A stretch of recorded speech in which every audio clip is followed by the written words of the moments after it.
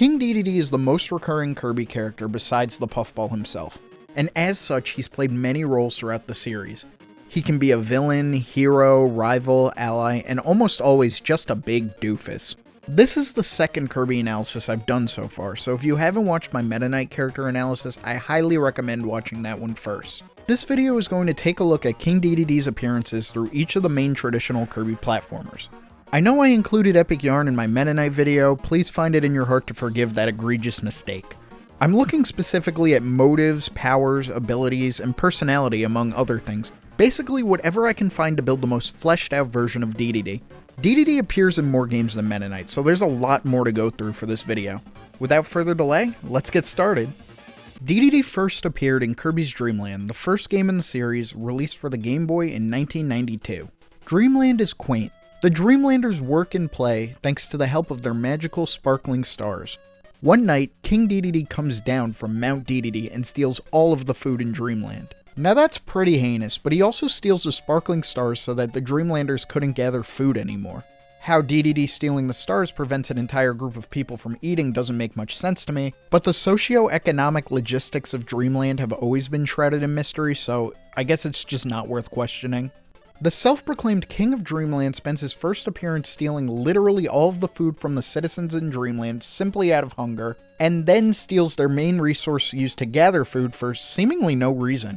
No matter which way you slice it, this is a really bad look for Dedede, and definitely cements him as Kirby's biggest antagonist by this point in the series, which is a title that he would not keep for very long. Dedede has 4 main attacks in his boss fight: his hammer, head slide, Super Dedede jump, and his version of Kirby's Inhale. These attacks all made their debut in this game, and would go on to be staples for Dedede in future boss fights, playable appearances, and even in Super Smash Bros. Even though he gained some new moves in future boss fights, these attacks would come to define Dedede's fighting style. A monarch with a hammer who throws his weight around and isn't afraid to use Kirby's techniques against him, something that would further evolve in his next appearance. Meta Knight first appeared in Kirby's Adventure. Wait, I did that already. King Dedede next appeared in Kirby's Adventure, released in 1993 for the Nintendo Entertainment System. The Fountain of Dreams is a magical fountain in Dreamland that's responsible for hopes and dreams. Fueled by the Star Rod, and interestingly one of the Kirby franchise's 2 neutral stages.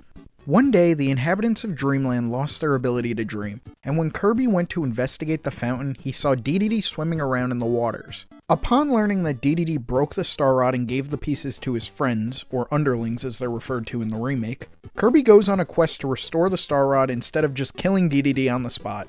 So, in the first game, Dedede stole Dreamland's ability to gather food, and in this one he steals their ability to dream.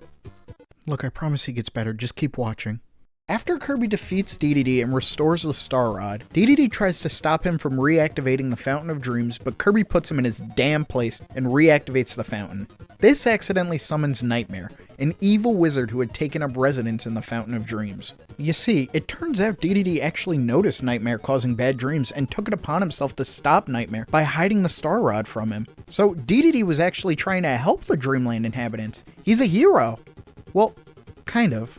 His intentions may have been good, but if your best plan to stop a maniacal sorcerer from infesting your land with bad dreams is to destroy the Star Rod and let everyone in Dreamland suffer from an inability to sleep while you swim around in sacred waters, this was a bad plan, Dedede.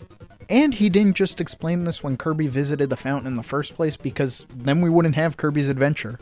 Before we move on, it's worth noting that Dedede has a new attack in his boss fight. Just like Kirby, Dedede can puff up with air and float around. I know I said I was only going to talk about main series Kirby games, but I think I can use Super Smash Bros. Melee as a source since both games were directed by Dedede's original creator and frequent Twitter destroyer Masahiro Sakurai. After losing to Kirby in Kirby's Dream Land, Dedede underwent vigorous training to master one of Kirby's signature abilities. Even though he only appeared in 2 games, Dedede is characteristically lazy.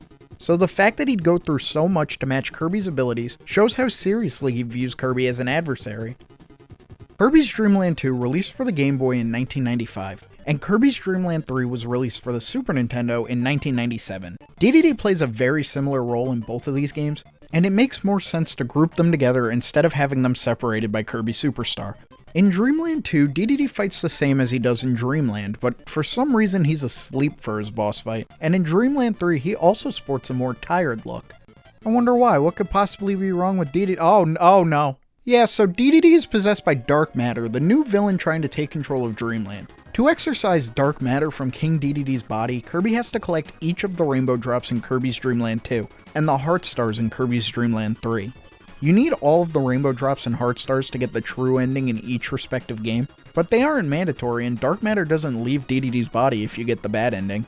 Dedede has been a really big jerk in his last 2 appearances, but does he really deserve to be a vessel to this harbinger of darkness?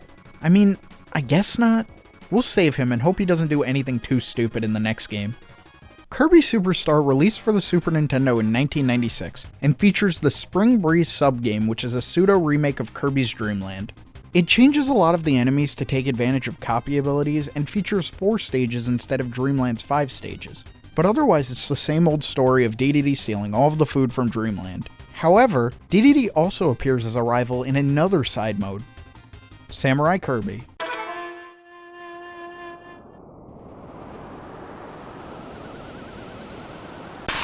Gourmet Race is a subgame where Kirby races Dedede through 3 stages while also trying to eat as much food as possible.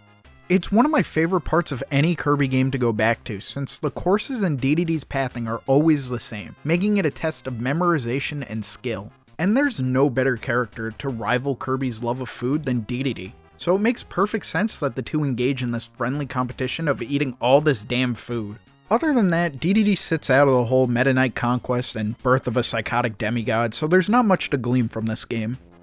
Kirby 64 The Crystal Shards released for the Nintendo 64 in 2000. Dreamland 2, Dreamland 3, and 64 are unofficially known as the Dark Matter trilogy of Kirby games, since they all feature Dark Matter as the main antagonist. As such, Dedede, somehow for the 3rd time, gets possessed by Dark Matter. Give him credit, he's the only Kirby character with that accolade. And to be fair, this might not have happened if he just gave Kirby and Ribbon the Crystal Shard instead of being a big selfish jerk. Dedede is saved once again, and this time he joins Kirby's team. Now, the lack of dialogue leaves his reasoning up to interpretation. Did Waddle Dee convince him to join, or perhaps he's angry after his 3rd body snatching by Dark Matter and wants revenge? He also could just be taking his role as king seriously and wants to defend his land and its inhabitants. Or he could just be trying to upstage Kirby as Dreamland's savior. All of these motives seem perfectly in line with Dedede's characterization, and it sucks that we may never know Dedede's true motivation in this 15-second cutscene. Regardless of his intent, Dedede actually proves to be very helpful in retrieving the Crystal Shards. In certain levels, he allows Kirby to ride on his back and use his hammer to defeat enemies and break down walls that are seemingly too strong for Kirby to break on his own. Considering some of Kirby's copy abilities include Dynamite, Volcano, and a double-bladed lightsaber, I'm not entirely sure if Dedede's assistance is necessary, but it is nice to see him help out. His strength comes into play in a more major way during the final level Dark Star, where he uses his hammer to launch Kirby into the final battle with Zero 2. Given his last few appearances, it's nice that this game shows an unambiguously good Dedede. Some brief cutscene interactions show that he really does care about the group, saving Adeline during a volcano eruption, and showing concern for Kirby when he falls down the stairs in the true ending. He even starts crying in the bad ending after Ripple Star is supposedly saved. It's really nice to see a more heroic side to Dedede, and hopefully this carries over into the next game. Are you serious? Kirby Nightmare in Dreamland is a 2002 Game Boy Advance remake of Kirby's Adventure, and Dedede's role does not change at all from the original, so we can move right on to Kirby Squeak Squad released for the DS in 2006. Oh god, I gotta talk about this game again. Okay, so one day Kirby is eating a strawberry shortcake when suddenly his cake is stolen right from in front of him. Assuming this is the work of King Dedede, he heads to Dedede's castle to retrieve his cake. A lot of people like to make jokes about how the plot of this game starts off with Kirby losing his cake and going on a rampage because of it, despite having no evidence against Dedede. But this is King Dedede we're talking about. He's literally done this exact same thing before in the past. After Kirby storms Dedede's castle and beats him up, it's revealed Dedede doesn't have the cake. And the mysterious band of thieves known as the Squeaks are also in Dedede's castle stealing a treasure chest. As they escape, Dedede just hurls Kirby at them, causing them to drop their treasure and fall into a chasm. Why is there a chasm in Dedede's castle? Alright, now everyone say goodbye to Dedede because he's not in the rest of the game. I guess he just assumes Kirby's gonna get the treasure back for him. It seems like he should be playing a bigger role in the plot, but man, I don't know, it's Squeak Squad. Let's talk about the big elephant in the room. The chest stolen from Dedede contains Dark Nebula, and I can't believe I have to say this again, ruler of the underworld. Although this is only its title in the English translation, and its Japanese name Dark Zero and title as Lord of Darkness hint at more of a relationship to dark matter. You know, the entity that took up residence inside Dedede thrice? While this does make a stronger connection between Dedede and Dark Nebula, why does Dedede have it imprisoned in his castle? This is less of a this makes no sense thing like I made it out to be in the Meta Knight analysis, and more of a how did we get to this point thing? Is this why Dedede wasn't present for Amazing Mirror? He was too busy imprisoning a god? And where does Meta Knight fit in with all this? In hindsight, maybe I should have skipped this game and moved right to Kirby Superstar Ultra released for the Nintendo DS in 2008, and Dedede reprises his roles in Spring Breeze and Gourmet Race. However, just like how Meta Nightmare Ultra was very important for Meta Knight's character, Superstar Ultra features a new side mode where Dedede plays a major role, Revenge of the King. Similar to Spring Breeze being a remake of Kirby's Dream Land, Revenge of the King is akin to Dreamland's EX mode. The EX mode changes some of the enemies and bosses to make the game more challenging for a second playthrough.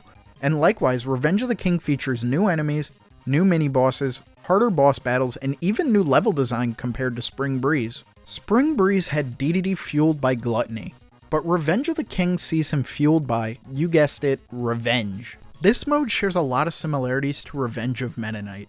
Dedede uses an arsenal of bosses to impede Kirby's progress, becomes increasingly panicked as Kirby storms further into the castle, and even spares Bandana Waddle Dee. I guess it's worth noting that Bandana Waddle Dee makes his first major appearance in this mode. A lot of people were asking if I was going to do a character analysis video on him, but like, what am I going to talk about? How bad he is at Megaton Punch? In this mode, he plays a role as one of Dedede's most loyal subjects, almost acting as a second in command as he helps call in mini-bosses and keeps Dedede level-headed, at least before the king's army is defeated. When all else fails, Dedede sees no other option but to face Kirby himself. He spares Bandana Waddle Dee, who gives a run at Kirby despite his fear, again mirroring the respect Meta Knight soldiers have for him. Whether or not Dedede has earned this respect is questionable, but it's clear he's at least respected for his authority if nothing else. In the end, Dedede is forced to battle Kirby himself, and he does so rather honorably by offering Kirby a hammer of his own. With the match set in an electric caged ring, Dedede unleashes his ultimate weapon, the brand new Dedede Hammer. It can shoot lightning, missiles, and fire, and allows Dedede to use a devastating spin attack that makes him invincible, but leaves him vulnerable afterwards. Also, he has a mask. This is, without a doubt, Dedede at his absolute best in terms of fighting, and just goes to exemplify how seriously he views Kirby as an adversary. Unfortunately for him, his perseverance and determination was for naught, as Kirby beats him yet again. Dejected from his defeat, Dedede walks into the sunset, joined by his loyal Waddle Dees. Much like how Meta Nightmare Ultra felt like a conclusion to Meta Knight's story, this really feels like an end to Dedede's story. And since it's a direct continuation of Spring Breeze as opposed to a hypothetical what-if situation like Meta Nightmare Ultra, the consequences of this defeat carry over throughout the rest of the series. From this point forward, Dedede no longer acts directly antagonistic towards Kirby, either being an ally with him or being forced against him through outside circumstances. Dedede was once a proud king, who did whatever he wanted no matter who it affected, and even his attempts at altruism came with some unforeseen consequences. These losses to Kirby would weigh on him and eventually pushed him to his limit, and in the end, it wasn't enough. What is there left to do when you try your absolute hardest, but still fail? Do you stick to your guns and try even harder next time? Or perhaps, this entire idea of revenge was meaningless, and the best way to get stronger is simply to move on. Dedede may be demoralized, but he still has the loyalty of the Waddle Dees and his other minions. And so, a new King Dedede is born. One who doesn't steal food and harp over one-sided rivalries, but one who looks forward to the future to be a better king for Dreamland. Kirby's Return to Dreamland was released for the Wii in 2010, and starts with Dedede chasing Kirby over a piece of cake. Well, that just undermined my whole speech. Like Meta Knight, Dedede only exists in Return to Dreamland as a multiplayer character, although he does play the role of comic relief in some of the game's cutscenes. Otherwise, Dedede doesn't have a major role in this game, But there is one thing I want to bring up. It's not canon as it only takes place in this game's EX mode, but defeating the Metal General EX initiates a new boss fight not found in the game's original story. Said boss fight is against the robotic HRD3. HRD3 is known in the Kirby fandom for being from the unfortunately scrapped Kirby GameCube game. It's really neat to see this boss repurposed for this game. However, the HRD3 seen in the GameCube trailer is most certainly based on King Dedede, and even before Return to Dreamland, it makes an appearance in Kirby Mass Attack, again sporting its Dedede-inspired design and being fought in an arena similar to Dedede's in Kirby Superstar. What interests me is that they brought in a boss that was designed after Dedede and named after Dedede, and gave it a generic-looking redesign but kept the name. Its boss description says it's an ancient war machine that drifted in from another dimension. Look, this doesn't really matter, it's just nice to see a nod to the game that inspired Return to Dreamland's multiplayer, albeit one that doesn't make much sense in the context of being a Dedede robot. Moving on to a game I haven't talked about before, Kirby Triple Deluxe was released for the Nintendo 3DS in 2014. Floralia is a series of floating islands above Dreamland inhabited by the people of the sky. In a last-ditch effort to save themselves from their cruel ruler Queen Sectonia, they put their hopes and dreams into a seed and sent it to the surface, in order to bring Kirby, the hero of Dreamland, to their rescue. Yes, I did read that word for word from the ending. It makes my job a lot easier when a game summarizes its plot for me. As the Dreamstalk grows and begins to uproot Dreamland, Kirby runs to Dedede's castle, only to be beaten there by Taranza, Queen Sectonia's loyal minion, who promptly defeats the Waddle Dee guards and takes King Dedede captive. It's all one big misunderstanding, but now we gotta rescue Dedede before he gets taken back to Queen Sectonia and murdered. Wait, what? So Dedede went and got himself abducted by dark forces beyond this world. Again, the game portrays Kirby and Dedede's relationship in the best light since Kirby 64. I'd say even better because the two genuinely seem to be on good terms. Kirby doesn't even know about the people of the sky's plight. He's chasing after Taranza just to get Dedede back. That's really sweet, and it shows the growth in their relationship following Revenge of the King. Whether it's intentional character development or not on the part of the writers is unknown, but it's cute nonetheless. What's less cute is Dedede being used as a puppet to fight Kirby. Again, Taranza even has him wield his rocket hammer from Revenge of the King, for no other reason than pure fan service. I like it. Also, he has a mask. After being defeated, Dedede gets knocked unconscious as Taranza gets reprimanded for bringing Sectonia the wrong hero. After the boss fight with Sectonia, Dedede wakes up just in time for Sectonia's second boss phase, where she fuses with the Dreamstalk itself. The people of the sky bring in a cannon which Dedede and Kirby use to attack Sectonia's weak points. After being nothing more than a Dedede in distress for the entire game, it's nice to see Dedede fight back with Kirby to protect their home. Once all the weak points are destroyed, Dedede launches Kirby to the final battle, not dissimilar to how he did it in Kirby 64. The battle appears to be over, but Sectonia grabs Kirby in one of her vines, only for Dedede and Taranza to show up and help, with Dedede using his hammer to smash Kirby out of the vine, and knocking him out. Thankfully, Taranza has a Hypernova fruit to revitalize Kirby, so I can assume Dedede and Taranza planned this, but it would be wild if Dedede knocked out Kirby and then Sectonia just killed them all. Classic King Dedede, even when he does the right thing, he makes everything worse. With Sectonia finally defeated, Kirby and Dedede return to Dreamland with help from the people of the sky and Taranza, with the now blooming Dreamstalk as a reminder of their adventure. Kind of a grim reminder for the two, especially Dedede, but at least it looks pretty. Before we move on, I think it's time we make a detour. A Dedede detour! Please subscribe. Dedede Detour is this game's take on the Meta Nightmare mode, but with Meta Knight nowhere to be found in this game, Dedede gets the starring role. It plays out like Meta Nightmare has in the past, running through the worlds as quickly as possible, but this time featuring deluxe versions of the boss battles with stronger attacks. The ending also takes place in a different order. Since Dedede isn't captured by Taranza in this mode, Dedede fights Sectonia right away when he gets to the top of the Dreamstalk. After beating her, the Dimension Mirror, like the Dimension Mirror from Kirby and the Amazing Mirror, appears and summons a Shadow Dedede that becomes his next opponent. I know the connection between Sectonia and the Dimension Mirror are explained through a series of Miiverse posts, and I'm never going to turn away a reference to the game that sparked my love for Kirby, but it is a little weird how the Dimension Mirror plays a big role in this side mode, when Amazing Mirror is the only main Kirby platformer Dedede didn't appear in. He even fights Dark Meta Knight, proving that Dedede is stronger than Meta Knight, since Meta Knight couldn't defeat Dark Meta Knight, but Meta Knight has also defeated Dedede. Look, these are all hypothetical side stories that solely exist to lengthen the gameplay experience, just like Dedede's Drum Dash, a rhythm-based minigame starring Dedede also included in Triple Deluxe. It's pretty fun.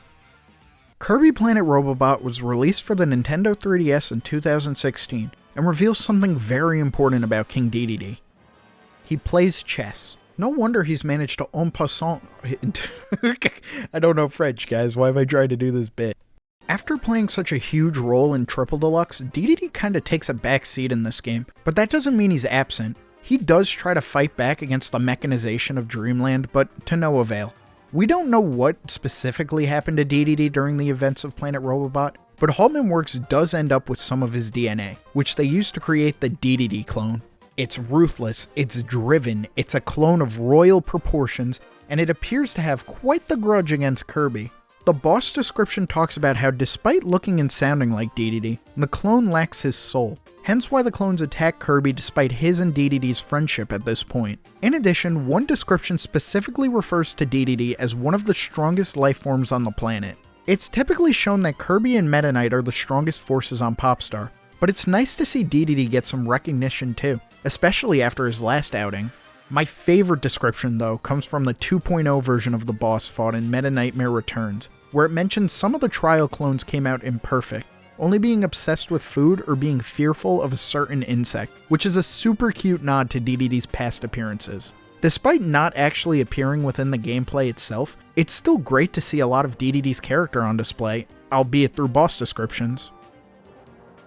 The latest main Kirby platformer released at the time of this video is Kirby Star Allies, released for the Nintendo Switch in 2018. I got a lot of flack in the last video for calling Star Allies disappointing, so let me just take this time to apologize. That you guys can't handle the truth. I'm joking of course, but part of the reason why I find Star Allies disappointing is how Dedede and the other Kirby characters are incorporated into the story. It's nothing we haven't seen before. There's a new dark force in Dreamland and Meta Knight and Dedede get corrupted. They've been doing this formula since 1995, and this game doesn't feature any twist on it like Robobot did. Well, except for this.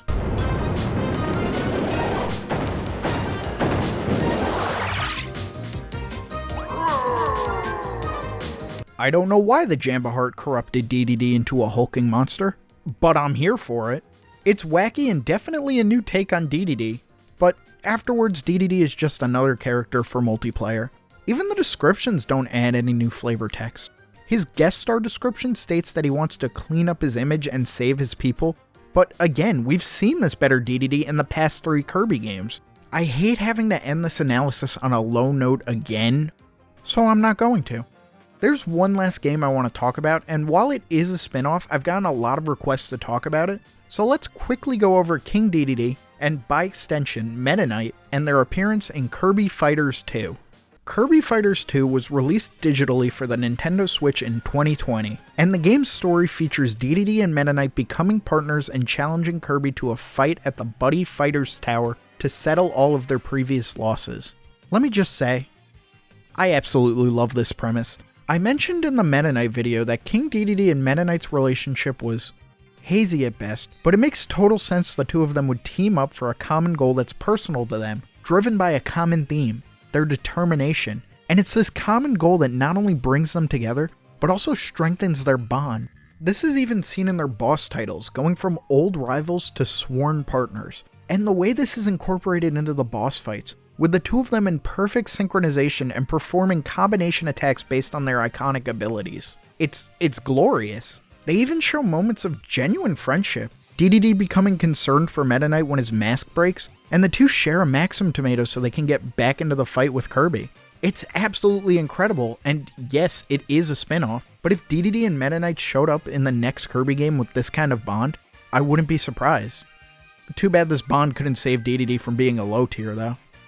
And with every main Kirby game Dedede's appeared in covered, who is King Dedede? King Dedede is the self-proclaimed king of Dreamland. Early on, he was greedy, gluttonous, lazy, and just a general bad person. But as the series progresses, we get to see how he changes and grows. His losses to Kirby begin to seriously weigh on him, to where he pushes himself further and further, and when he's finally at his peak and still fails, he changes direction. The more recent Kirby games unambiguously portray him as Kirby's ally, even if he does still have a bit of that old rivalry still in him. Dedede's major character traits to me are his determination and brashness, the latter being both a positive or negative trait depending on the game. The current Dedede we see is a bit of a goofy oaf, but otherwise he has a kind heart and takes his position as king less as a title and more as an honor. This title has led to many, and I mean many, complications with forces outside of Dreamland, but Dedede has proven powerful enough to stand up against them however he can, even if it means teaming up with his old enemy. It's really interesting to see this change in Dedede. Whether intentionally written as a character arc or not, you can't deny that there's a shift in how he's utilized in the series following Kirby Superstar Ultra. He may have been introduced as Kirby's sworn enemy, but he's grown into one of his greatest allies, an honorable leader of Dreamland, and a powerful hero in his own right, and I'm excited to see where the series takes him from here.